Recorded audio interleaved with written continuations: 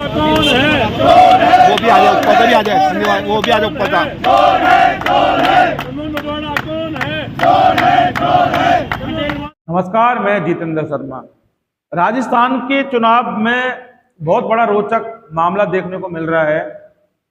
प्रधानमंत्री मोदी ने जिसकी शुरुआत की थी, यानी कि वसुंधरा राजे सिंधिया को साइडलाइन करके, और उसके बाद अब जो टिकटों का सिलसिला जो जारी हुआ है, उनको लेकर एक बार फिर बीजेपी पूरी तरह से विवादों के घेरे में आ गई। बीजेपी का लगातार विरोध देखने को मिल रहा है टिकटों को लेकर, यानी कि टिकट बीजेपी आला कमान ने दिए थे और बीजेपी के ही कार्यकर्ता को, बीजेपी के नेता को दिए। तो सवाल यह कि विरोध क्यों होना चाहिए?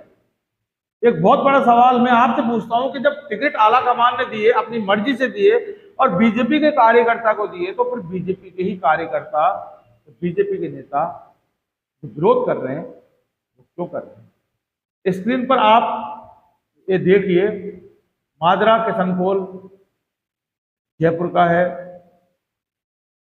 ज्योति खंडेलवाल आई थी कांग्रेस को छोड़कर, किशनपोल के सहारे टिकट नहीं मिला। मोहनलाल गुप्ता कद्दावर नेता है, किशनपोल बीजेपी के, टिकट नहीं मिला। नया चेहरा लाया गया है, चंद्र मनोहर बटवाड़ा। अब बटवाड़ा जैसा ही एक नाम है, इसे सीधा सीधा देखने को आ रहा है कि बांट दिया गया है। भारी विरोध है। वैश्य समाज, जो खंडेलवाल समाज है, वो लामबंद हो गया है और कई प्रबल दावेदारों को दरकिनार किया है। अब ऐसे में वैश्य खंडेलवाल जो समाज है उसमें काफी विरोध है और नारे लगा रहे हैं और तमाम तरह का विरोध खुलेआम कर रहे हैं और बीजेपी को हराने की अपील कर रहे हैं। आप स्क्रीन पर भी जो वीडियो आप जो देख रहे हैं, उन वीडियो में साफ साबित हो रहा है कि ये बीजेपी के खिलाफ खड़े हो चुके हैं। और बीजेपी का अगर इस तरह से विरोध कार्यकर्ताओं द्वारा और पहले किया गया था टिकट बंटवारे को लेकर, और जब टिकट आ गए और टिकट जब बंट गए, उसके बाद एक जनता अगर विरोध कर रही है, सीधी सीधी बात है, और विरोध में भी इस तरह का विरोध कि बीजेपी को हराना पड़े किसी भी कंडीशन में, लेकिन हराएंगे जरूर। लेकिन और कौन है? वो भी आ जाए ऊपर, उधर ही आ जाए, धन्यवाद। वो भी आ जाए ऊपर का। कौन है? खंडेलवाल समाज का एक ही गद्दार है। खंडेलवाल वो समाज नाम भी आ जाए। एक ही गद्दार है।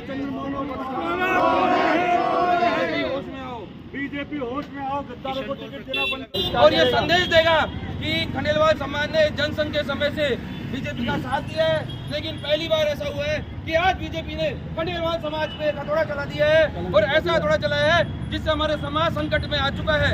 और खंडेलवाल समाज जो संकट में आ गया है, तो आप खंडेलवाल समाज संकट में निकलने के लिए बीजेपी को हराएगा, हराएगा, हराएगा।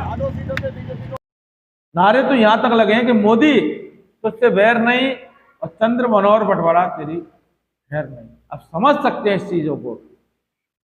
जनता अगर नाराज होती है, और वो भी इलेक्शन यानी चुनाव के दौरान, और उम्मीदवार से नाराजगी नहीं है, उम्मीदवार को तो टिकट आला कमान ने दिया है, उम्मीदवार को तो वो बाद में जानते हैं, लेकिन सीधी सीधी शब्दों में अगर जान सकते हैं कि मोदी तेरी खैर नहीं, तो ये सीधा जो ताना है वो वही आला कमान को, क्योंकि आला कमान ने किसी को टिकट दे दिया तो उसमें उसकी क्या गलती है जिसको टिकट मिला है। लेकिन विरोध किसका हो रहा है? जिसको टिकट मिला है, और जिसको टिकट मिला है उसकी दुश्मनी उनसे क्या है साहब? तो जिनको दुश्मनी निकालनी है वो सीधा आला कमान से बात करें। लेकिन फंसा कौन? वो फंस गया जिसको टिकट मिला। और क्योंकि ये हालत बीजेपी की जो इन दिनों देखने को मिल रही है, उससे एक बार साफ ये सामने आ रहा है कि हमेशा राजस्थान में एक सत्ता परिवर्तन का राजस्थान, या राजस्थान का परिवर्तन, या परिवर्तन राजस्थान, या राजस्थान में परिवर्तन, ये जो परंपरा और जो परिपाटी जो चली आ रही थी, वो वाकई अब उस पर एक बहुत बड़ा संदेह के घेरे में आ चुकी है। कयास और अंदाजा लगाया ये अब यही जा रहा है इन हालातों से, इन जो ये हालात देखने को मिल रहे हैं, इनसे तो वाकई ये तय होगा कि भारतीय जनता पार्टी क्या वाकई की पार्टी आ पाएगी या फिर कांग्रेस इस बार रिपीट कर पाएगी, क्योंकि जब से टिकटों को चला है तब से ही भारतीय जनता पार्टी काफी विवादों के घेरों में पहले से ही रही है और तमाम अपने ही कार्यकर्ता अपने नेताओं के हथकंडे पर आलाकमान रहा है। और आलाकमान से यानी कि आलाकमान का मतलब आप जानते हो ना, प्रधानमंत्री मोदी, उनके चाणक्य अमित शाह और वो राष्ट्रीय अध्यक्ष जेपी नड्डा, यही तो आलाकमान है। और इनमें से भी राष्ट्रीय अध्यक्ष जेपी नड्डा का इतना ज्यादा रोल नहीं है, वो तो एक वो चलती हुई गाड़ी है जिसको रिमोट से चलाते हैं ना कि इधर जा इधर जा इधर जा, और वो जैसे वो बटन दबाते हैं वो पूरा घूम जाते हैं। ये स्थिति बनी हुई है राजस्थान है साहब। और कांग्रेस की सरकार क्या इस बार रिपीट होगी, यह कहना बहुत आसान होगा।